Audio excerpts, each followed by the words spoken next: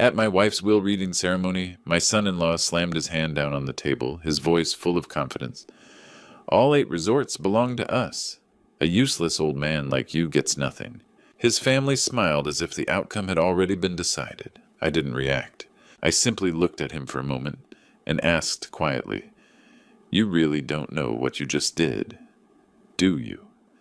His smile froze, and in that moment the atmosphere in the room began to shift. Hello everyone, welcome to this story. Before we begin, don't forget to like, subscribe, and let me know where you're watching from. I'm also curious, have you ever seen someone underestimate the wrong person?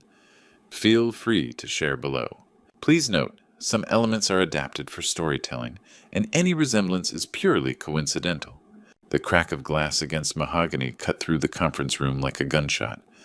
My son-in-law's gold watch lay shattered on the table, and his face had turned the color of old brick. All 8 resorts, Dominic snarled, jabbing his finger at the estate attorney, belong to us. This worthless relic gets nothing. Dominic Hartley sat across the conference table, 41 years old, wearing a suit that cost more than most people's monthly rent. His ruined watch still glinting as he drummed his fingers impatiently against the mahogany. I had watched him evolve over 11 years of marriage to my daughter, from charming young professional, to this a man who looked at a grieving widower and saw only an obstacle. My name is Clement Ashford, 68 years old, and I spent 40 years building and operating large-scale resort developments. Projects most people only ever see from a distance. The clockwork came later after I stepped away from the business. The day they read my wife's will, my son-in-law called me a worthless relic. He had no idea what he was looking at. Victoria Hartley. Dominic's mother, 67 years old, sat beside her son with the practiced stillness of a woman who had spent 25 years in commercial real estate, reading rooms and waiting for her moment. Her silver hair was immaculately styled, her expression carrying the faint smirk of someone counting money that hadn't yet reached her hands. Finally, Victoria said, her voice cool as mountain snow, "Eleanor always did have more money than sense when it came to him." My daughter Rosalind sat between them, 38 years old, her landscape architect's hands folded tightly in her lap, her eyes fixed on the table as if she could will herself invisible. She had not looked at me once since entering the room. That silence spoke louder than her husband's shouting ever could. Let me be clear about something I had spent 40 years restoring mechanisms that most people had given up on. Patience wasn't something I practiced. It was who I was. Every broken clock that crossed my workbench taught me the same lesson: the loudest gear is usually the one about to fail. The estate attorney, a composed woman in her 50s, who had handled Eleanor's affairs for the past decade, watched Dominic's outburst with the professional neutrality of someone who had witnessed hundreds of families tear themselves apart over paperwork. Through the conference room windows, the peaks of the 10-mile range stood silent against the January sky, indifferent to human greed. Dominic continued his performance. $42 million in resort properties. Vail, Breckenridge, Aspen, Beaver Creek, 4 more scattered across the Colorado mountains. And you think any of it belongs to him? He laughed a sharp, ugly sound. He hid behind small, quiet work while Eleanor and I built an empire. The smell of his cologne, something expensive and aggressive, mixed with the scent of old paper and leather that permeated the law office. Coffee sat going cold on the sideboard, untouched since the meeting began. My hands remained steady in my lap, resting on the polished surface of the conference table. Do you know what it's like to watch someone celebrate before they've won? To see arrogance so complete, it blinds a man to the trap he's walked into. I waited. If I may," the attorney said, her voice cutting through Dominic's tirade with practiced precision. She adjusted the documents before her documents that carried the weight of my wife's final gift to me. There's been a significant development that wasn't included in the preliminary estate overview. Ah, Dominic's eyes narrowed. What development? Mrs. Ashford executed an irrevocable living trust 3 years ago. The attorney's words fell into the room like stones into still water. The resort properties were transferred into the trust at that time. They are not part of this estate. Silence. Dominic's face cycled through emotions I had seen 100 times. On clients who brought me clocks they swore were beyond repair confusion, first, then denial, then the dawning realization that they had fundamentally misunderstood the situation. "That's impossible," he said. "She never—" He made her do this. "The trust was established when Mrs. Ashford was in excellent health," the attorney continued. "It was reviewed by independent counsel, witnessed by parties with no connection to Mr. Ashford, and accompanied by a comprehensive mental capacity evaluation performed by a board-certified geriatric psychiatrist." She paused. "The trust names Mr. Ashford as sole trustee and primary beneficiary." Victoria's smirk disappeared. The practiced mask of a real estate mogul didn't just slip, it shattered. For the first time in 25 years, she looked like someone who had walked into a room expecting to buy a building, only to find she didn't even own the ground beneath her feet. Her silver hair suddenly looked less immaculate, her posture less certain. "Our undue influence," Dominic said, his voice dropping to something colder than anger. It was calculation now, the sound of a man already planning his next move. "That's what this is. You manipulated a dying woman. You isolated her from her family and made her sign documents she didn't understand." He stood his chair, scraping against the floor with a sound that made the attorney wince. The shattered watch remained on the table, its cracked face still marking the time, stopped appropriately enough at the exact moment his plans had begun to unravel. "This isn't over, old man." Dominic leaned across the table until I could smell that aggressive cologne, see the veins pulsing in his forehead. "I'll prove you manipulated a dying woman.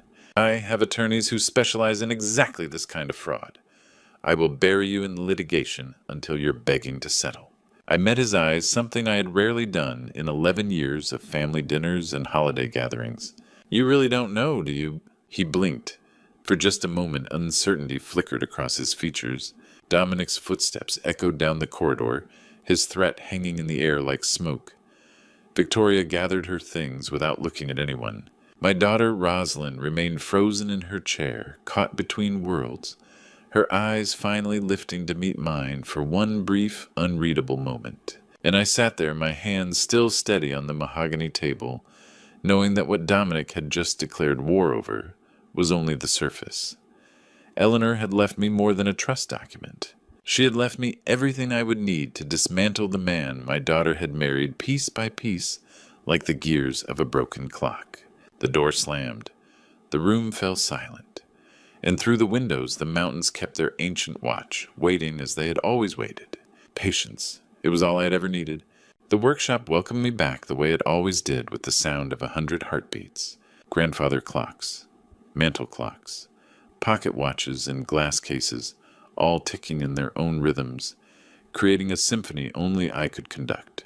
I had barely stepped back in here since Eleanor's funeral. The clocks had kept counting without me.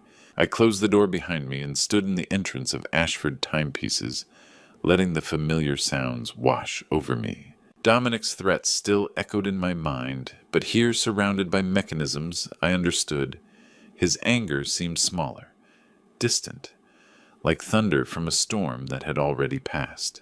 Eleanor had been 65 when she passed my wife of 41 years, the woman who built our resort empire with the same precision she applied to everything else in her life. Where I restored broken mechanisms, she constructed new ones. Where I saw gears and springs, she saw opportunities and threats. We had been partners in every sense. She handled the business empire while I handled the craft. She was the strategist. I was the patient hand that executed the plan. The afternoon light filtered through the workshop windows, catching dust motes that drifted like memories through the air. My tools lay arranged on the workbench with the precision of a surgeon's instruments, exactly where I had left them 3 weeks ago, when Eleanor's condition had turned from manageable to urgent. Let me tell you something about broken clocks. Most people see a mechanism that's stopped and assume it's dead. They don't understand that every frozen gear is holding its position for a reason, waiting for someone patient enough to find the obstruction and remove it. 40 years of this work had taught me that the solution was never force. It was observation, understanding, time. I moved deeper into the workshop, past the rows of clocks, awaiting restoration, until I reached the corner where the Eternal stood. Eleanor had given me this clock 6 months before her diagnosis, before anyone knew she was sick. A 150-year-old tower clock from Vienna, standing nearly 7 feet tall, its case carved with scenes of mountains and forests that could have been pulled from the Colorado landscape outside my window. She had found it at an estate sale, had it shipped across an ocean, and presented it to me with that particular smile she reserved for moments when she was several moves ahead of everyone else. "Don't restore it yet," she had said, running her fingers along the silent case. "Wait until the time is right." I had thought she meant wait until I had fewer projects. Wait until the workload eased. Now, standing before the Eternal, with Dominic's declaration of war fresh in my ears, I wondered if Eleanor had meant something else entirely. 41 years of marriage, and even now the silence she left behind was a mechanism I couldn't figure out how to repair. I could fix a clock that hadn't run in a century, but I could not wind back the gears to see her again. 41 years together, and still I found myself learning from her, guided by the hidden movements she'd set in place before she was gone. I pressed my palm against the Eternal's case, feeling the smooth wood beneath my fingers. Cold, still, waiting. 3 years ago, Eleanor had called me into her office at the Breckenridge Resort. She had been reviewing financial documents, her reading glasses perched on her nose, her expression carrying that particular intensity that meant she had identified a problem. "The people circling us aren't going to wait politely, Clement," she had said without looking up. "We need to close every door before they know the doors exist." I had asked her what she meant. She had looked at me, then really looked, and I saw something in her eyes that I didn't fully understand at the time. Fear, perhaps, or determination, or both. "Dominic," she had said simply. "I've been watching him, the way he looks at the quarterly reports, the questions he asks about asset valuations. He's not interested in the business, Clement. He's interested in what happens to the business when we're gone." She had seen the predator in him years before I did. She had prepared the trap while I was still identifying the threat. Do you know what Eleanor said when she first brought me the Eternal? She said, "This one's going to take years, Clement, but you'll finish it. You always do." Was she talking about the clock? Or was she talking about everything that was coming? I retrieved my examination tools from the workbench. The loop, the dental picks, the specialized screwdrivers that fit mechanisms most people had never seen. The smell of machine oil and brass polish filled my lungs, mixing with the fainter scent of old wood and dust. In the corner, the chair where Eleanor used to sit while watching me work still held a trace of her perfume. I did not look at it directly. The Eternal's main access panel required a specific touch-firm pressure at the top corner while lifting from the bottom. The mechanism inside had been frozen for decades, its gears locked in positions they had held since before the First World War. I had examined it briefly when Eleanor first gave it to me, cataloging the damage, estimating the restoration time, but I had never fully explored its interior. The panel clicked open. I leaned closer, my loop pressed to my eye, examining the frozen mainspring and the silent escapement. At first I thought it was just a jam in the mainspring, a resistance that shouldn't have been there. But when I adjusted the tension, something shifted that didn't belong. A piece of paper, yellowed but recent, folded and tucked behind the mainspring where no paper should ever be. My hands trembled as I reached for it, the first time my hands had trembled over a clock mechanism in 40 years. The paper felt rough against my fingers as I unfolded it, and even before I saw the words, I recognized the handwriting. Elegant, precise. Eleanor's. The first line read, "When you find this, you'll know it's time to fight." I stood there in my workshop, surrounded by the ticking of 100 clocks, holding my dead wife's words in my hands. The Eternal remained silent before me, its frozen gears keeping secrets I had not known existed. Eleanor had prepared more than a trust. She had prepared a war, and she had trusted me to finish what she started. Eleanor's note contained 3 words that changed everything. Follow the money. She had written it months before she died, before any of us knew what was coming. Below those words was a name I didn't recognize, and a phone number with a Denver area code. I read the note 3 times in the silence of my workshop, the clocks ticking around me like witnesses to my wife's final instructions. I called Grant Mercer that same morning. Grant Mercer was 52, a trust litigation specialist, whose office on the fourth floor of the Ridgeline building had seen more family fortunes, defended than most people could imagine. I had retained him the day after the will reading, and his calm, measured voice on the phone that morning carried the weight of someone who had seen every variation of family warfare and survived to bill for it. "Silas Vance," Grant said, and I heard his chair creak as he leaned forward. "Your wife gave you Silas Vance's name. You know him? He's the best forensic investigator I've ever worked with. Former FBI Financial Crimes Unit, 15 years tracking money through shell companies and offshore accounts before he went private." Grant paused. "Clement, your wife knew exactly what she was doing. Silas doesn't take cases unless there's something real to find. If Eleanor pointed you to him, she already knew there was a trail. Here's what most people don't understand about financial forensics. It's not about finding one smoking gun. It's about following threads, hundreds of them, until they weave into a pattern. Silas Vance had spent 15 years at the FBI doing exactly that. When he said he'd found something, he meant he'd found a tapestry of crimes. Silas arrived at my workshop the following week, 54 years old. Former FBI Financial Crimes Unit analyst, now running a private forensic investigation practice out of Denver. He had the build of a man who spent more time at desks than gyms, but his eyes missed nothing. They moved across my workshop the way mine moved across a clock mechanism, cataloging, assessing, filing away details for later. He didn't waste words on pleasantries. "Your wife gave you my name," he said, accepting the coffee I offered but not drinking it. "She must have known something." I told him about Dominic, about the will reading, about the trust Eleanor had created 3 years before her death, about the threat of litigation and the way my son-in-law had looked at me when he promised to bury me in court. Silas listened without interrupting his pen, moving occasionally across a small notebook. When I finished, he asked one question. "What do you want me to find?" "The truth," I said, "whatever that is." He nodded once, finished his notes, and left without touching his coffee. 11 days later, he was back. I had spent my career diagnosing sick clocks. You listen for the irregularity, the gear that catches the spring that's lost tension, the escapement that's worn smooth. Silas was doing the same thing with money. He was listening for the mechanism that didn't sound right, and he had found it. "Dominic Hartley's venture capital fund is hemorrhaging," Silas said, spreading documents across my workbench. The papers displaced the clock parts I'd been organizing, but I didn't stop him. In the last 18 months, he's lost $4.7 million. Hidden debt, failed investments, loans taken against assets he doesn't own. I studied the figures. He'd highlighted columns of numbers that told a story of desperation.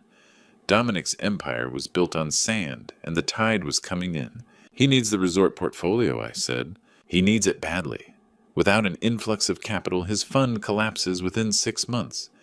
Your wife's properties aren't just valuable to him, they're his only way out."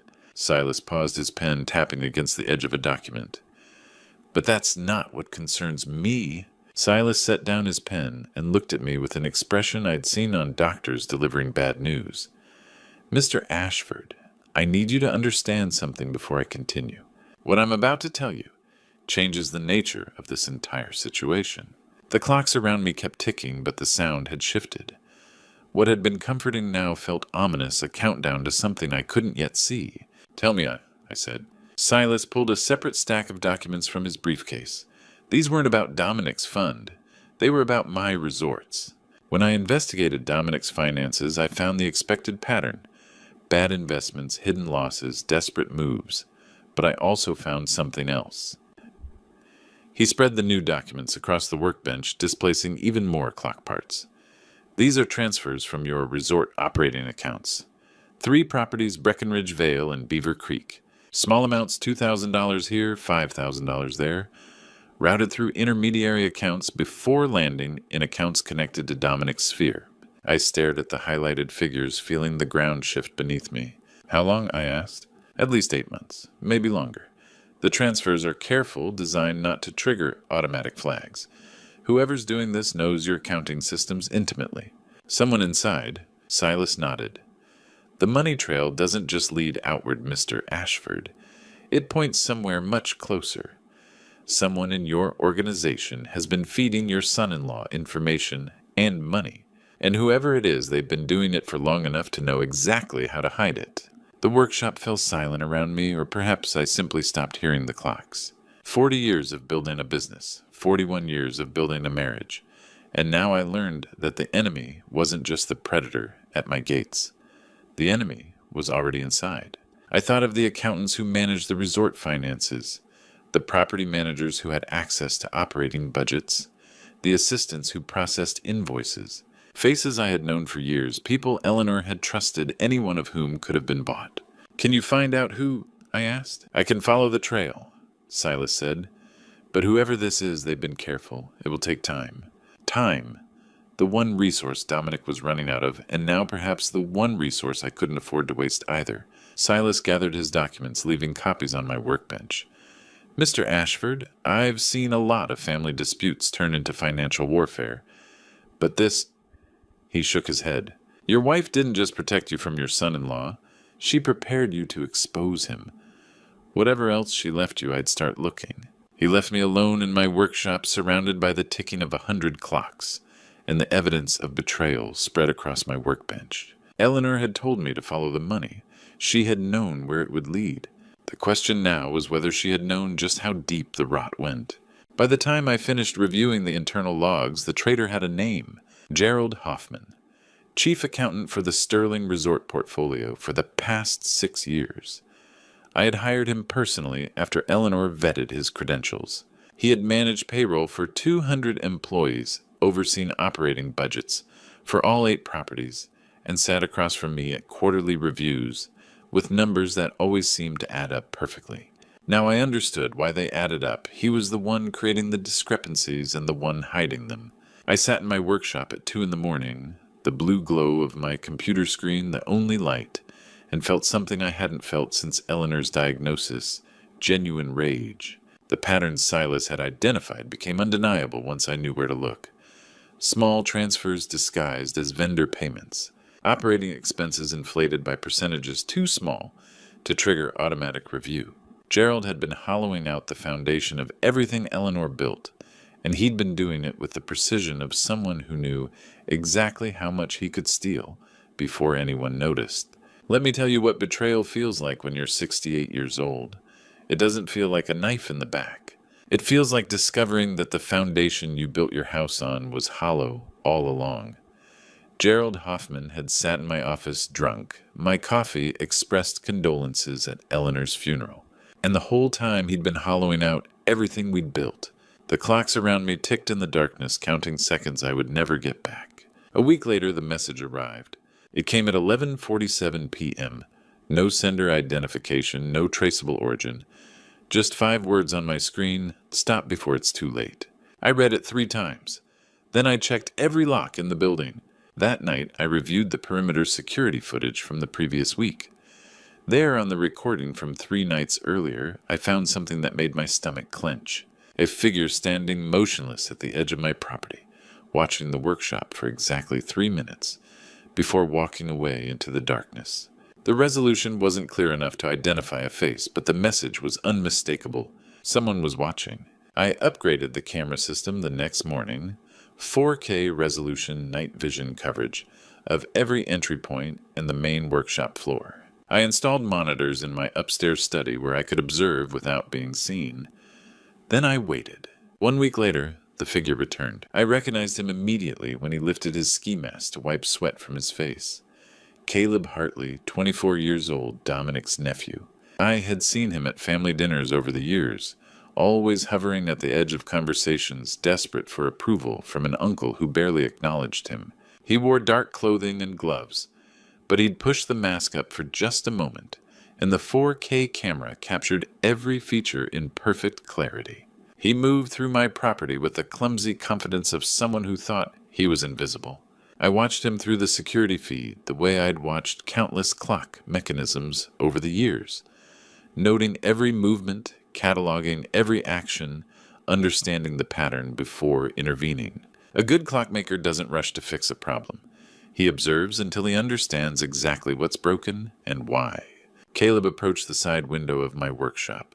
He produced a glass cutter, probably something he'd seen in a movie, and began working on the pane with more enthusiasm than skill. The sound of scraping glass came through the security audio, followed by the sharper sound of the pane cracking. I could have called the sheriff. I could have confronted him myself.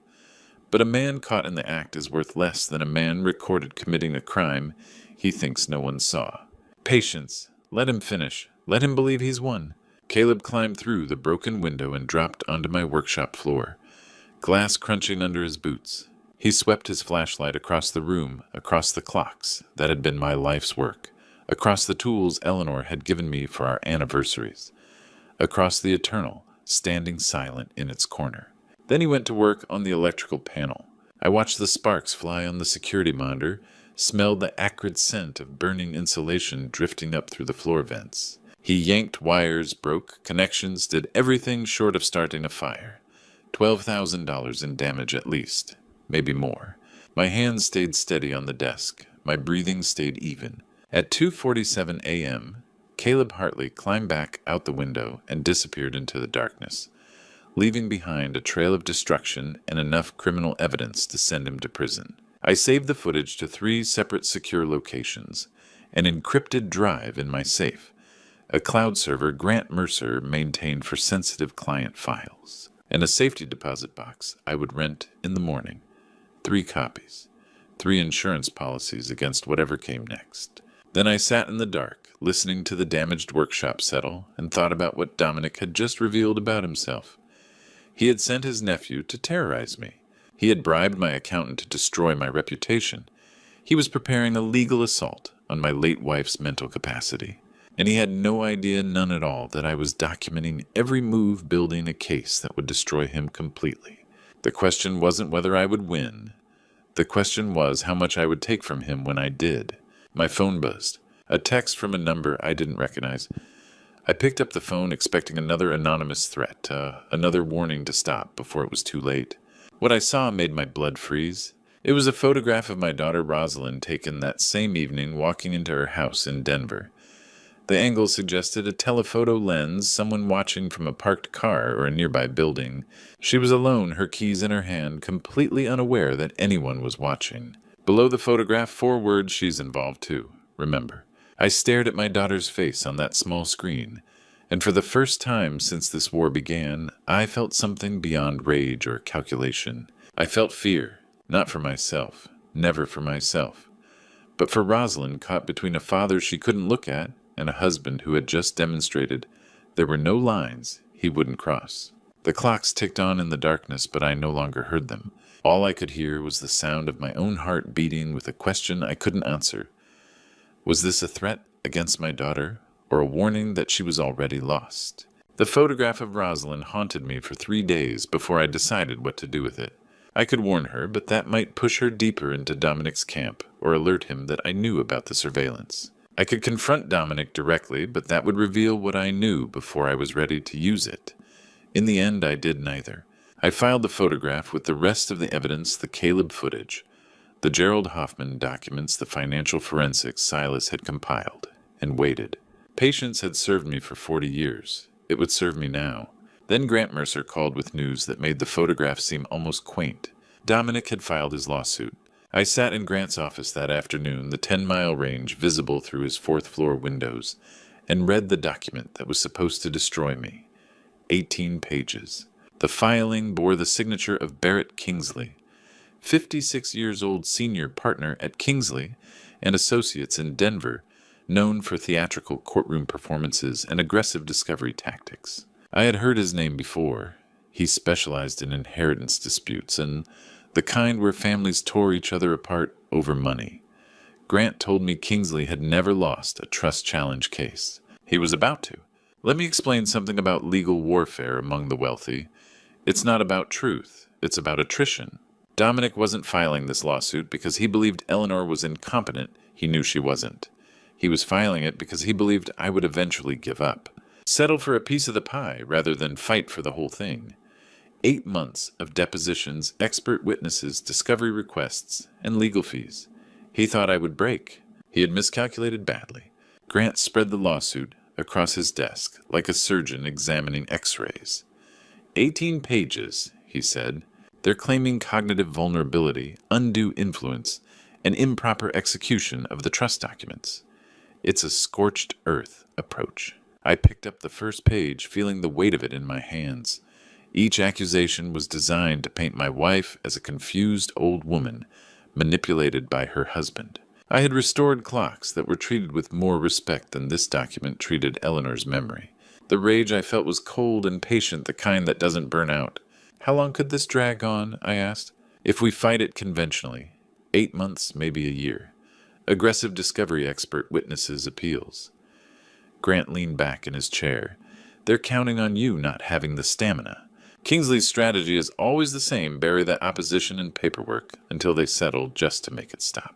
I set the document down. The smell of coffee and old leather filled Grant's office, mixing with the paper and ink scent of legal warfare. And if we don't fight conventionally— Grant paused, and something shifted in his expression. He leaned forward with the look of a man holding 4 aces. There's something else, Clement. Something Eleanor arranged before she ever got sick. She never told you because she didn't want you to worry. But she told me. The office fell silent. Through the window I could see snow still clinging to the highest peaks, even as spring fought to take hold in the valley below. 2 months before she signed the trust, Grant continued, Eleanor asked me to arrange a psychiatric evaluation at her own request, documented, witnessed, and videotaped. I stared at him. She knew this day was coming, Clement. She knew Dominic would challenge her mental capacity. So she built us a fortress before he even knew there was going to be a war. Dr. Nadine Webb Grant, explained, was 61 years old, board certified in geriatric psychiatry, with 17 years of experience evaluating cognitive capacity in exactly these kinds of cases. She had examined Eleanor at Eleanor's own request 2 months before the trust was signed. The evaluation was comprehensive memory tests, reasoning assessments, legal capacity determination, and it was videotaped. Eleanor had looked into the camera and explained in perfect clarity exactly why she was creating the trust and exactly who she was protecting her assets from. She named Dominic specifically, Grant said. On camera, in her own words, she described his behavior, his financial pressure on Rosalind, his questions about asset valuations. She said, and I'm quoting from the transcript, "My son-in-law is a predator, waiting for me to die. I will not let him consume what I built." I sat in silence, feeling Eleanor's presence in the room as strongly as if she were sitting beside me. Even from beyond death, she was still protecting us, still fighting. That sounds like Eleanor, I said quietly. Dr. Webb is ready to testify. The video is authenticated and preserved. When Kingsley argues cognitive vulnerability, we won't just refute him. We'll destroy his entire case with Eleanor's own voice. I authorized Grant to prepare the full defense, whatever it cost, whatever it took. Eleanor had built us a fortress. The least I could do was defend it. As I stood to leave, Grant's phone buzzed. He glanced at the screen, and his expression flickered something between concern and calculation. "That's interesting," he said slowly. "The court's assigned a hearing date, April 15th. I waited. But that's not what's interesting." Grant looked up at me. "The media filing shows that someone tipped off the Breckenridge Tribune and 2 Denver news outlets. This is going to be a very public fight, Clement.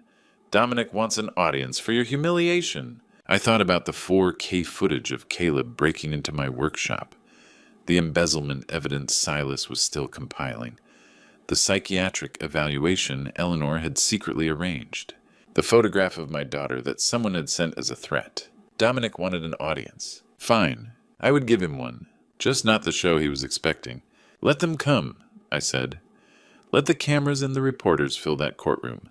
Let Dominic believe he's staging my destruction." Grant raised an eyebrow. "When Dr. Webb plays that video, when the gallery hears Eleanor's voice describing exactly what kind of man Dominic is, he won't be able to hide behind lawyers and legal arguments." I picked up my coat from the back of the chair. "He wants to make this public. He wants to put my wife's memory on trial in front of the whole county." I paused at the door. "Then let him, because when Eleanor speaks from that screen, everyone will know the truth, and Dominic will have nowhere left to run." The cameras started flashing the moment I stepped out of the car. April 15th had arrived with the crisp clarity of a Colorado spring morning, and with it the circus Dominic had orchestrated. Reporters lined the steps of the Summit County Justice Center microphones, extended like weapons, their breath visible in the cold mountain air. "Mr. Ashford, is it true your wife was suffering from dementia? Mr. Ashford, do you have a response to the allegations of elder abuse?" I walked through them without a word, Grant Mercer at my side. The courthouse steps were cold beneath my shoes, the April sun doing little to warm the stone. I felt Dominic's eyes on me from across the parking lot. He was smiling that same confident smile from the will, reading the smile of a man who believed he had already won. He thought this was his moment. The courtroom was packed. Media filled half the gallery, notebooks, open recording devices discreetly positioned. Victoria Hartley sat in the front row behind her son, her silver hair immaculate, her expression carrying the particular satisfaction of someone watching an enemy be publicly destroyed. The smell of coffee and nervous sweat mixed with the old wood scent of judicial furniture. Judge Lorraine Whitfield presided from the bench, with the unhurried efficiency of someone who had spent 15 years hearing every variation of family warfare that money could manufacture. She was 58 years old, with sharp eyes that missed nothing, and a reputation for cutting through theatrics to find the substance beneath. You need to understand what it feels like to sit in a courtroom and listen to someone describe your wife of 41 years as a confused, helpless victim. To hear her portrayed as a puppet, while the man she warned you about sits 20 feet away, nodding along with every lie. The rage doesn't burn, it freezes. It crystallizes into something hard and patient and absolutely certain. Barrett Kingsley rose from the petitioner's table, 56 years old, theatrical hand gestures already in motion, his silver hair catching the courtroom lights like a prop. He had the presence of a man who had won enough cases to believe his own performance. "Your Honor," Kingsley began, his voice filling the room with practiced outrage, "the evidence will show that Eleanor Ashford was in a state of cognitive decline when she signed these documents. Medical records indicate confusion, memory lapses, and increasing dependency on her husband, the very man who stood to benefit from her diminished capacity. I had restored clocks with more integrity than this man had in his entire career." Kingsley moved through his presentation like a conductor building to crescendos of manufactured outrage, pausing for effect when he mentioned undue influence and cognitive vulnerability. He presented cherry-picked medical notes, a single instance where Eleanor had forgotten an appointment, a moment of confusion during a particularly aggressive round of treatment. Out of context, isolated from the brilliant woman who had built an empire, these fragments painted exactly the picture Dominic wanted. I had seen this performance before, not in courtrooms, but in my workshop. It was the confidence of someone who thought they understood the mechanism completely. The confidence that comes right before you realize you've been working on the wrong clock entirely. Mrs. Ashford was vulnerable, Kingsley declared, turning to face the gallery for maximum effect. She was ill-confused and completely dependent on the man who now controls her $42 million estate.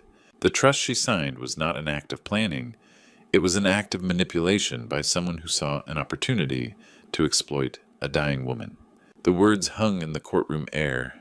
I felt the tension in my shoulders, the cold certainty in my chest. Victoria was nodding along, her satisfaction barely concealed. Dominic had leaned back in his chair with the posture of a man watching his investments appreciate. Judge Whitfield made a note. Her expression revealed nothing. Kingsley concluded his opening presentation with a flourish, a call for justice for Eleanor Ashford, who deserved better than to have her final wishes dictated by an opportunistic husband. He sat down with the confidence of someone who had delivered a killing blow. The courtroom waited. Grant stood. The room went quiet. And in that silence, I heard something I hadn't expected, a sharp intake of breath from Dominic's side of the room. Something in Grant's posture, perhaps, or the timing of his movement. Somehow in that moment, Dominic sensed something had gone terribly wrong. "Your Honor," Grant said, his voice measured and calm. "The respondent requests permission to call a medical expert witness. Dr. Nadine Webb, a board-certified geriatric psychiatrist with 17 years of experience in cognitive capacity evaluation." Kingsley shifted in his seat. Dr. Webb, Grant continued, conducted a comprehensive cognitive evaluation of Mrs. Eleanor Ashford at Mrs. Ashford's own request 2 months prior to the execution of the trust documents. Judge Whitfield looked up from her notes. At the decedent's own request. Yes, Your Honor. Mrs. Ashford anticipated that her mental capacity might be challenged after her death. She wanted no ambiguity about her cognitive state at the time of the trust signing. Grant paused. The evaluation was videotaped. Mrs. Ashford looks directly into the camera and explains in her own words exactly why she was creating the trust and exactly what threats she was protecting her assets from. Your Honor, we object. Kingsley was on his feet. On what grounds? Judge Whitfield asked. This evidence wasn't disclosed in discovery. The evaluation was conducted at the decedent's private request and held in attorney-client privilege until this hearing. Grant said, the respondent is prepared to provide full documentation of chain of custody and authentication. Judge Whitfield studied Grant for a long moment. Then her gaze shifted to Kingsley, whose theatrical confidence had developed visible cracks. Overruled, she said. I'll hear the witness. We're in recess until 2 p.m. The gavel cracked the silence. I watched Dominic's face as the words registered. The confident smile that had greeted me in the parking lot was gone, replaced by something I recognized from my years of restoration work, the expression of a man who has just realized the mechanism he thought he controlled has been running against him the entire time. Barrett Kingsley was already leaning close to him, speaking urgently. Victoria Hartley in the gallery had gone pale, and somewhere in this building Grant Mercer was preparing to show this courtroom exactly who Eleanor Ashford really was. Not a confused old woman, not a victim, a strategist who had seen this day coming 3 years ago and built the trap that was about to spring closed. The afternoon session would change everything. Eleanor was about to speak for herself.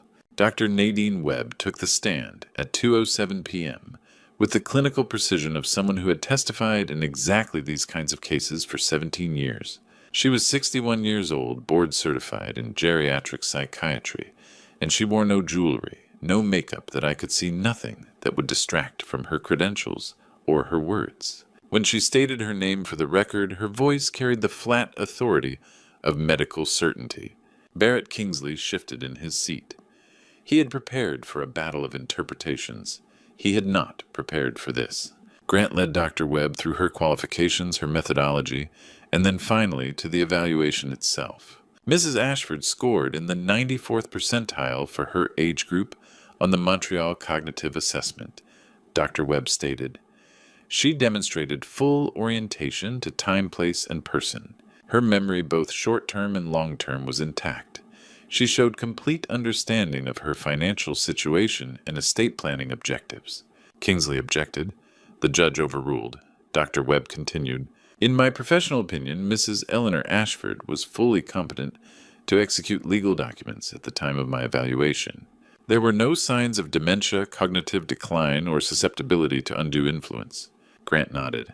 Dr. Webb, was this evaluation videotaped at Mrs. Ashford's specific request? Yes. Your Honor, we request permission to play the videotaped evaluation. Kingsley was on his feet again, objecting to authenticity chain of custody relevance. Judge Whitfield listened with the patience of someone who had heard every variation of courtroom delay tactics and found them all tiresome. Overruled. Play the video. And then Eleanor's voice filled the courtroom. My wife dead for 3 months, speaking with the clarity and purpose that had defined everything she ever did. I had heard her say these words before in the privacy of our home, in the quiet conversations where she explained why she was doing what she was doing. But hearing them here in this room, full of strangers and enemies, was something different.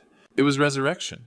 I am Eleanor Ashford, she said from the screen, her face alive and lucid and devastating. I'm 62 years old. I am of sound mind, and I am creating this trust to protect the assets my husband and I built together over 40 years. She looked directly into the camera, directly, it seemed, into the courtroom itself. My son-in-law, Dominic Hartley, has been positioning himself for years. I reviewed the internal financial reports myself. The inconsistencies weren't errors, they were patterns. He's been testing our systems, looking for weaknesses. Eleanor paused, and in that pause I could feel the silence of every person in the gallery. This trust ensures he cannot touch what Clement and I built. My husband has protected broken things his entire life. Now I'm protecting him. Let me tell you what it looks like when a predator realizes he's become prey. Dominic's face didn't collapse, it calcified. The smile didn't disappear. It froze in place like a mask that no longer fit the man wearing it. His attorney was still objecting to something, but Dominic had stopped listening. He was staring at the screen where Eleanor's face, alive, lucid, devastating, was naming him as the threat she had spent years preparing to neutralize. The video continued for another 8 minutes. Eleanor answered Dr. Webb's questions about her assets, her intentions, her understanding of the trust's implications. She discussed each resort property by name, recalled their acquisition dates, explained the management structures she had put in place. She was not a confused old woman. She was a general who had seen the enemy coming and built fortifications, while he still thought he was invisible. When the video ended, Judge Whitfield made a note on her pad. The courtroom was silent. "The court will take a brief recess," she said. "Counsel, I'll see you in chambers." The gavel cracked, and just like that, the morning's theatrical accusations dissolved like smoke. The corridor outside the courtroom was quiet. Everyone else had gone to chambers or left for coffee, seeking refuge from the weight of what they had just witnessed. It was just me, and the echo of Eleanor's words still ringing in the air. Then Dominic appeared. He approached the way a wounded animal approaches aggression, masking fear, threat covering retreat. I had seen this before in my workshop mechanisms that thrashed and sparked right before they stopped working entirely. "You think this is over?" His voice was low-controlled, but the control was costing him. "This is just the beginning." I said nothing. "We have resources you haven't seen yet." He stepped closer, close enough that I could smell his cologne, the same expensive, aggressive scent from the will reading. "You'll get tired, old man. Everyone does. And when you do, we'll be waiting." I looked at him, really looked for perhaps the second time in our long acquaintance. The confident predator from the will reading was gone. In his place was something desperate, something that didn't know yet how badly it had lost, but could feel the ground shifting beneath it. "I know," I said. 2 words, nothing more. Dominic's eyes flickered. "What does that mean?" I didn't answer. I simply turned and walked away, my footsteps echoing in the empty corridor. Behind me I could feel his uncertainty radiating like heat, the desperate calculations of a man trying to figure out what I know meant. Did I know about his resources? Did I know about his plans? Or did I know something else entirely? The truth was, I knew more than he could imagine. But Dominic didn't need to know that yet. Let him wonder. Let him calculate. Let him lie awake at night trying to figure out what weapons I held that he hadn't seen. I pushed through the courthouse doors into the April sunlight. The mountain air was crisp and clean, a sharp contrast to the stale atmosphere of the courtroom. For the first time in months, I allowed myself to feel something like hope. Eleanor had spoken. The trap had sprung.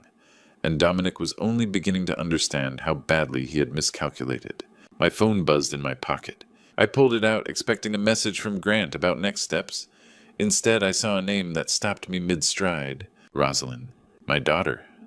The woman who hadn't looked at me during the will reading, who had sat frozen between her husband and his mother, who had remained silent through all of this. The message was brief. "Dad, we need to talk. I know what Dominic's been doing. I've known for a while." I stood in the Colorado sunshine, Eleanor's victory, still warm in my chest, and stared at those words. Everything I thought I understood about this war was about to change. 3 weeks after the court hearing, I returned to the Eternal. The pendulum mechanism had been frozen for over a century. Gears locked in place, springs wound tight with nowhere to release their tension. I understood the feeling. Eleanor's voice still echoed in my mind from that courtroom, and Rosalind's text sat unanswered in my phone like a question I wasn't ready to face. I needed to work with my hands. I needed the certainty of mechanisms. What I found instead was Eleanor's final gift. The workshop smelled of machine oil and old wood as I removed the Eternal's faceplate, exposing the intricate mechanism beneath. I had done this a dozen times before mapping the damage, planning the restoration. But today my tools found something different, a compartment that shouldn't have existed. I had studied tower clocks like this for decades. I knew every gear, every spring, every space where mechanisms lived and breathed. This compartment had been added, recently, carefully, by someone who understood that the best hiding places are the ones that look like they've always been there. Eleanor. Even now she was teaching me things. My fingers found the catch, and the small panel swung open. Inside was a USB drive sealed in a waterproof case. On the label in Eleanor's elegant handwriting, "For when you need it." I held the drive in my palm, feeling its weight. Such a small thing, such an enormous gift. The files on the drive were meticulously organized, the work of someone who had spent months, maybe years, assembling evidence. Bank statements with highlighted discrepancies, wire transfer confirmations showing routing numbers through Belize, shell company registrations that trace back ultimately to one name, Dominic Hartley. Let me tell you what $3.2 million in documented fraud feels like. It's the weight of a decade of lies finally collapsing under its own gravity. It wasn't just paper in my hands. It was the physical proof that every smile Dominic gave us, every thank you at dinner, had a price tag attached to it. Eleanor had assembled every piece of this weapon, waiting for the exact moment I would need to pull the trigger. She had known. All along she had known what he was. And she had waited not because she couldn't act, but because she understood timing better than anyone I'd ever known. This wasn't just protection. This was a weapon. And Eleanor had placed it exactly where I would find it when I was ready to use it. Before I reveal what this evidence truly meant, before I tell you what federal investigators would eventually say about these files, are you still with me? Drop your guess in one sentence. What do you think Dominic's fate should be? Because what comes next rewrites the whole story. Please note the next part includes some details, adapted for storytelling purposes. The lesson behind it is what matters. I drove to Denver the next morning. Silas Vance's office occupied a converted warehouse space in Lodo, all exposed brick and industrial windows. He met me at the door with the same measured expression he'd worn since the day we first met, professional curiosity without judgment. I handed him the USB drive. Eleanor left this for me. I need to know if it's real. Silas took the drive without asking where I'd found it. He was a man who understood that some questions didn't need answers. 3 days later, I returned to his office. The documents were spread across his desk, verified, annotated, damning. Your wife was thorough, Silas said. Bank statements, wire transfer records, shell company documentation, beneficial ownership filings from Belize. This isn't circumstantial. This is a roadmap of federal crimes. How certain are you? Silas looked at me with the flat certainty I had come to rely on. $3.2 million over 4 years, routed through intermediary accounts to personal holdings. Real clients who lost real money. Real paper trails that lead to real prison sentences. The coffee in his office had gone cold. Through the industrial windows, Denver's skyline caught the afternoon light. I sat with the weight of what I now held. If this goes to FinCEN and the SEC, Silas continued, your son-in-law doesn't just lose his career. He faces wire fraud charges, securities violations, potentially RICO implications. We're looking at charges that could carry years of federal prison time. Silas spread the verified documentation across his desk, the same way he'd spread Dominic's debt records months earlier. But this was different. This wasn't information about weakness. This was a weapon. The question I kept asking myself, was I the kind of man who destroyed people, or was I the kind of man who gave them a chance to destroy themselves? The question isn't whether this evidence is solid, Mr. Ashford. Silas leaned back in his chair. The question is what you want to do with it. I didn't have an answer, not yet. I left Silas's office with the USB drive in my pocket and the weight of Dominic's future in my hands. The evidence was verified. The crimes were federal. One phone call to the right agency and my son-in-law would spend the next decade in prison. But as I drove back towards Silverwood Valley, Rosalind's unanswered text haunted me. I know what Dominic's been doing. I've known for a while. If she knew, if she had known, then what else had she been hiding?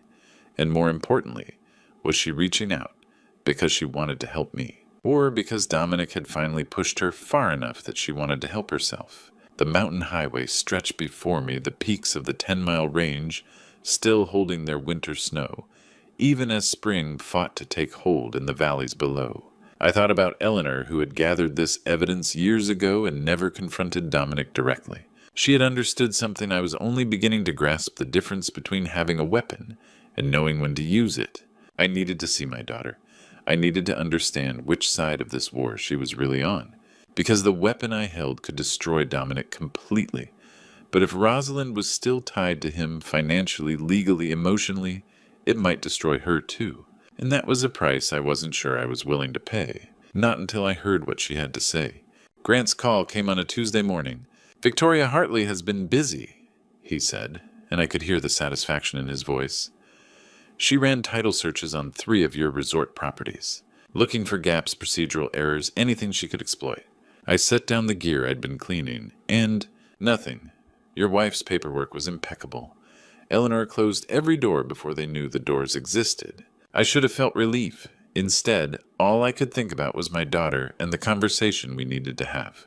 Rosalind arrived at the workshop 3 days later. She stood in the doorway, 38 years old, her landscape architect's hands still bearing traces of soil from whatever garden she'd been restoring, her eyes carrying the weight of questions she'd been holding for years. She wore no makeup, and her hair was pulled back in a practical ponytail. She looked exhausted in a way that went deeper than sleep. She looked like a woman who had finally stopped pretending. "Come in," I said, and the wall between us began to crack. She sat in the chair her mother used to occupy the worn leather seat, by the window where Eleanor would watch me work and talk about the resorts, the future, the life we were building together. Rosalind's hands gripped the armrests as if she might bolt at any moment. "I knew something was wrong for years, Dad." Her voice was barely above a whisper.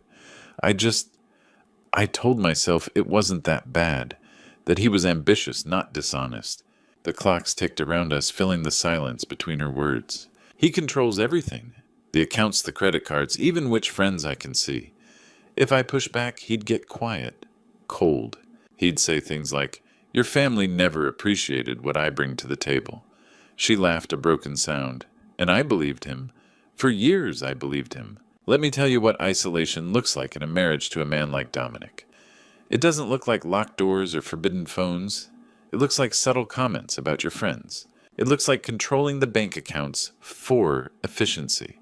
It looks like slowly convincing you that your family doesn't understand what you have, what you've built together. By the time you realize you're alone, you've forgotten how to reach out. "Why didn't you come to me?" I asked. Rosalind's eyes finally met mine, and I saw something there I hadn't expected: shame. "Because I thought you'd say I made my choice when I married him. And I thought—" She swallowed hard. "I thought you had enough, that whatever Dominic got you wouldn't miss it." The words hit me like a physical blow. My daughter had convinced herself that I wouldn't care, that the man who raised her, who had spent 40 years restoring broken things, wouldn't notice or mind if his own family was being hollowed out. "Rosalind, I know," she said quickly. "I know that's not true. I know it now.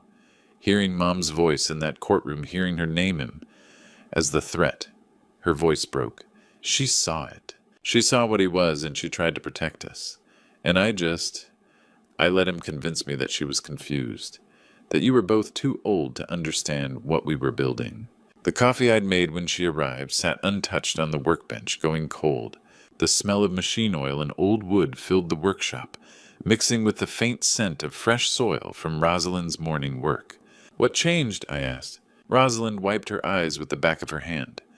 "The photograph. Someone sent you that photograph of me walking into my house. Dominic told me about it. He thought it would scare you. But when I realized he was using me as a threat against my own father—" She shook her head. I couldn't pretend anymore. Watching Rosalind realize the truth was like watching a clock mechanism finally release after years of being wound too tight. Something had been holding her in place: fear, shame, the desperate hope that she was wrong about the man she married. And now in my workshop, surrounded by timepieces I'd spent decades repairing, my daughter was repairing something in herself. "He was never building anything," she said, and her voice had changed. Harder now, clearer. "He wasn't creating anything. He was just draining what already existed. From his clients. From me. From you and Mom. Everything he touched, he drained, and I helped him do it by staying quiet. I reached across the space between us and took my daughter's hand. Her fingers were cold. "You're here now," I said. "That's what matters. I want to help you end this."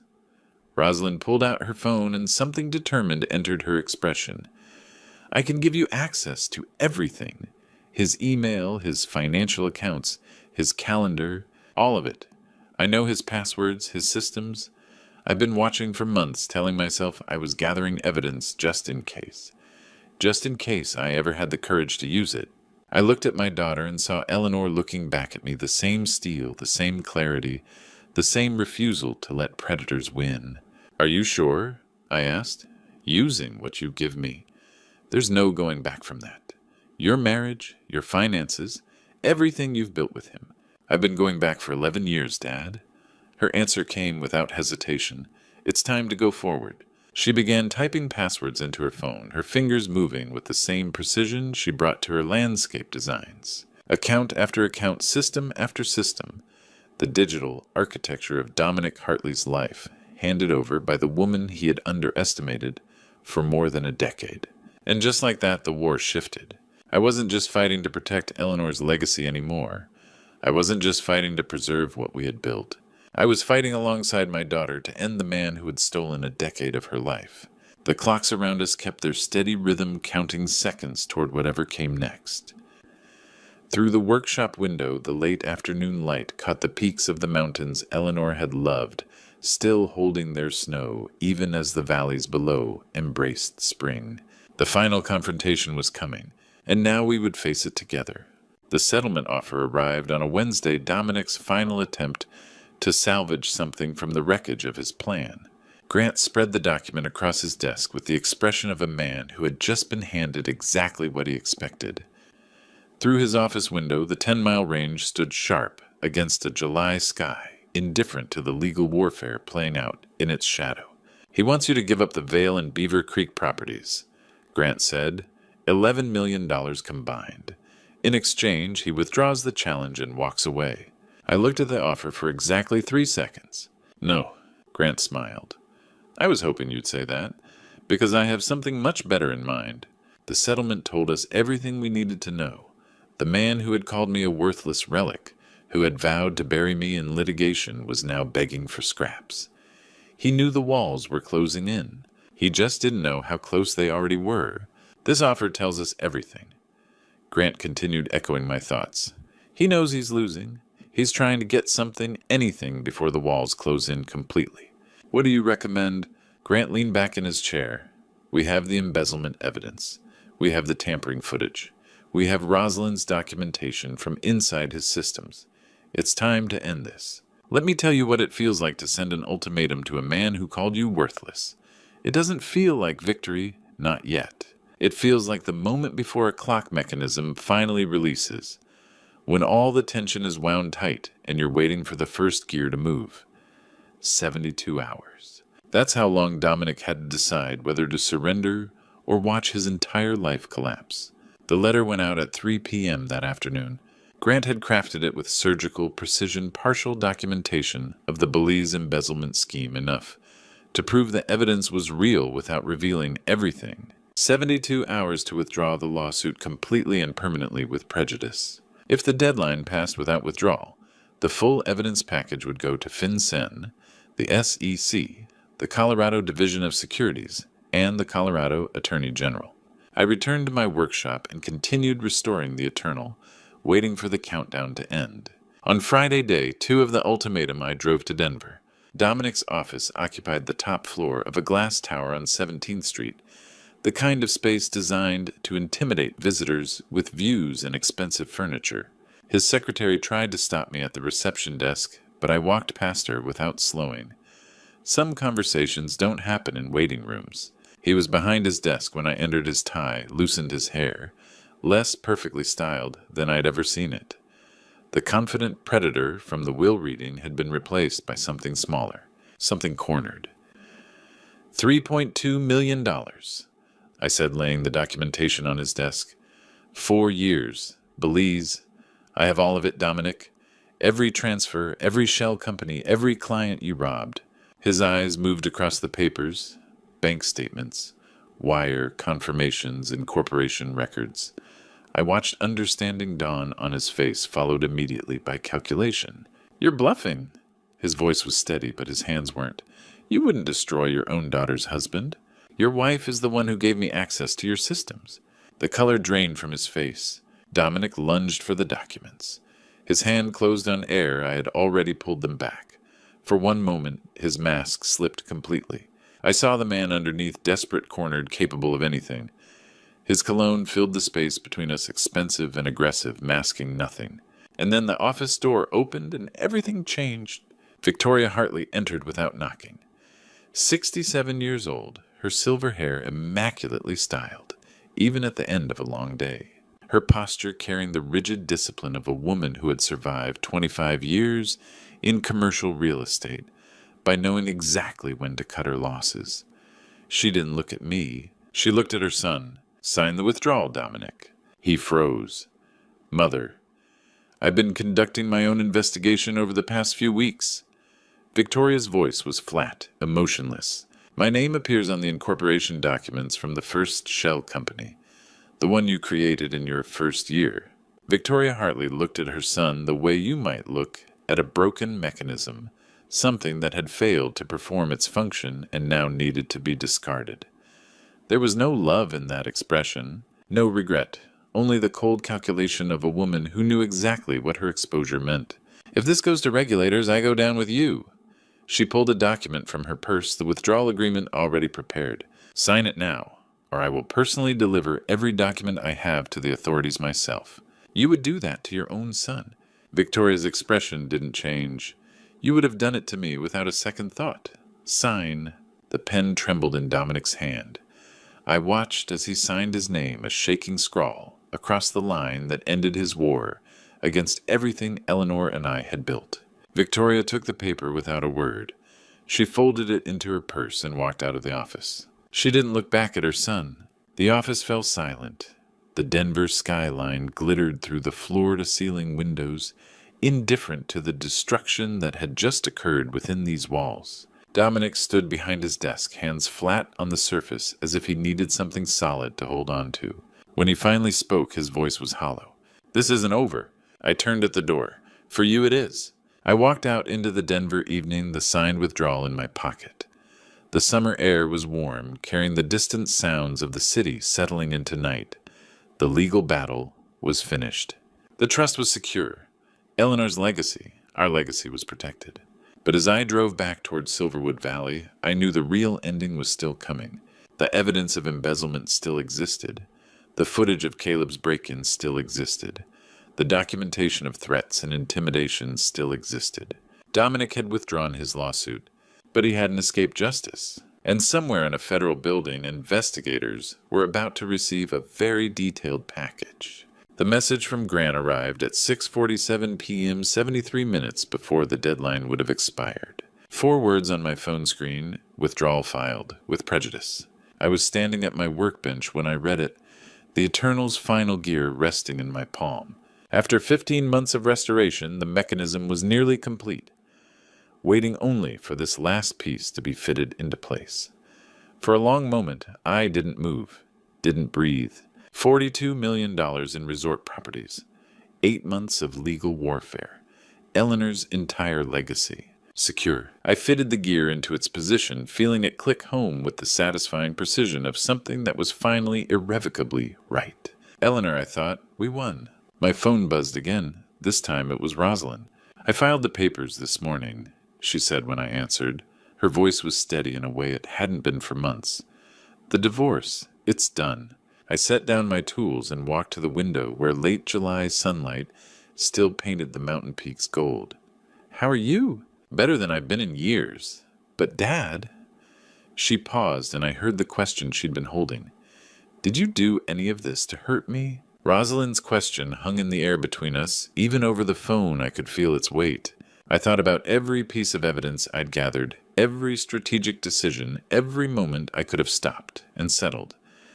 The answer came easier than I expected.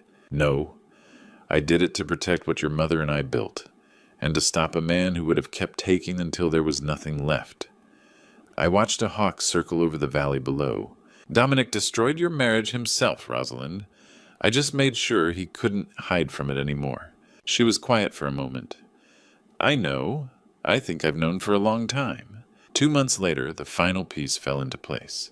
Grant called in September with news that shouldn't have surprised me, but still did. Hoffman came in yesterday, he said. Full confession. He's documented every payment Dominic made to corrupt the resort. Books, bank transfers, encrypted messages, instructions for which discrepancies to create. The accountant kept records. Apparently, he didn't trust Dominic either. He kept everything as insurance. Grant's voice carried a note of grim satisfaction. The conspiracy case is airtight now. When the marshals come, they'll have a witness who can testify to the entire scheme. Let me tell you about the feeling when every piece finally falls into place. It's not triumph, not exactly. It's more like the moment a clock starts running again after years of silence. All those gears, all that tension, all that patient work, and suddenly the mechanism moves. The accountant's confession was the last gear. Everything that came after was just the clock doing what clocks do, keeping time until justice arrived. October came with crisp mornings and the first hints of snow on the highest peaks. I had just fitted the final gear into the Eternal when the knock came. After 15 months of restoration, the tower clock's mechanism was complete, waiting only for the pendulum to be set in motion. I looked up from my workbench to see a man in a federal marshal's jacket standing in the doorway. 2 mechanisms, I thought, both finally finished. Deputy Marshal Reuben Stanton was 45 years old, his badge visible on his belt, his posture carrying the weight of the news he delivered regularly, but still understood the importance of. He stepped into my workshop with the careful respect of someone entering another person's sanctuary. Mr. Ashford, he said, I wanted you to know personally. Know what? Dominic Hartley and Caleb Hartley were taken into custody this morning. Federal charges. Embezzlement, wire fraud, tampering, conspiracy. Both of them. Stanton nodded. The nephew's tampering charges started as state level, but the conspiracy connects him to the federal case. They're looking at significant time. I absorbed this quietly. The man who had called me worthless. The nephew who had broken into my workshop and damaged my property. Both in federal custody. Both facing years in prison. Thank you for telling me personally, I said. Your attorney made sure we had everything we needed. Stanton's eyes moved across the workshop, the rows of restored clocks, the tools arranged with precision, the Eternal standing silent in its corner. The documentation was thorough. My wife gathered most of it before she died. Something shifted in the marshal's expression, understanding perhaps, or respect. She must have been quite a woman. She was. Stanton shook my hand and walked back to his vehicle. I stood in the workshop doorway and watched the federal sedan disappear down the mountain road, its taillights fading into the October morning until there was nothing left but empty asphalt and the sound of wind in the pines. I returned to my workbench. The Eternal sat fully restored for the first time in over a century. Every gear cleaned, every spring tensioned, every mechanism aligned. All it needed now was the pendulum to be set in motion. But not today. Today there was one more thing I needed to do. I picked up my phone and called Grant. The court order, I said. When does it arrive? Should be tomorrow. Official closure. The challenge was withdrawn with prejudice. It's done. Permanently. I want to frame it. Grant paused. Frame it? I want to hang it next to Eleanor's photograph in my workshop, so that everyone who walks in here knows whose victory this really was. He was quiet for a moment. Outside my window, the October light was fading toward evening, painting the mountains in shades of amber and gold. The clocks around me ticked their steady rhythms, marking time the way they had for decades. She would have liked that, Grant said finally. She planned all of this. I looked at the empty space on the wall where the court order would hang, next to Eleanor's photograph, the one where she was smiling at the camera, with that particular expression she got when she was several moves ahead of everyone else. The trust, the evaluation, the hidden evidence, every piece of it. The least I can do is make sure people know whose victory it really was. It was both of yours, Clement. I considered that. The restoration, the investigation, the confrontations, the patience that had seen it through. Maybe, I said, but she built the trap. I just had the privilege of watching it close. Victoria Hartley's attorney called Grant in November not to fight, but to negotiate surrender. She had seen which way the wind was blowing. Her son was in federal custody awaiting trial. Her nephew faced conspiracy charges, and her name sat on documents that could implicate her in the entire scheme. So she did what Victoria had always done. She calculated the odds and chose survival. The immunity deal was straightforward. Full cooperation, testimony against Dominic. In exchange, no prosecution. She sold her Colorado properties within weeks and relocated to Arizona, cutting all ties with her incarcerated son. Grant told me the news with the detached professionalism of a man reporting weather. I felt nothing for her at all. She had traded her family for her freedom. She would spend whatever years remained to her alone, knowing that when her son needed her most, she had chosen herself. That seemed like punishment enough. The court order arrived in December, 7 pages of legal language, in a manila envelope that boiled down to 4 words: Eleanor Ashford was right. I read it 3 times, not because I didn't understand it, but because I wanted to feel every word. $42 million, 8 properties, secured permanently.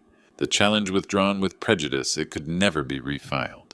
And somewhere in a federal detention facility, a man who had called me worthless was learning what worthless really meant.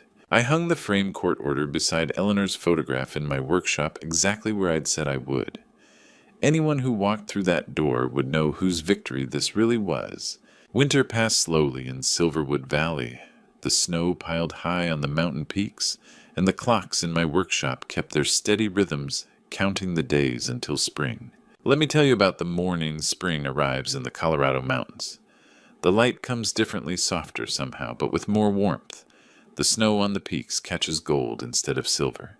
And on that particular morning, the first day of March 2025, my daughter Rosalind stood in my workshop, watching me prepare to do something I'd been waiting 15 months to do.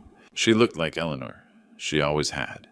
But now, standing in the light of a new season, I could see something else in her, too, herself. Free. Healing. Ready for whatever came next. "Is it ready?" she asked, looking at the Eternal. "It's been ready for months." I ran my hand along the restored case, every gear cleaned. Every spring tensioned, every mechanism aligned. I was waiting for the right moment. Mom would have loved this. "She's here," I said. "She's been here the whole time." I set my hand on the Eternal's pendulum, the same pendulum that had hung motionless for over a century waiting.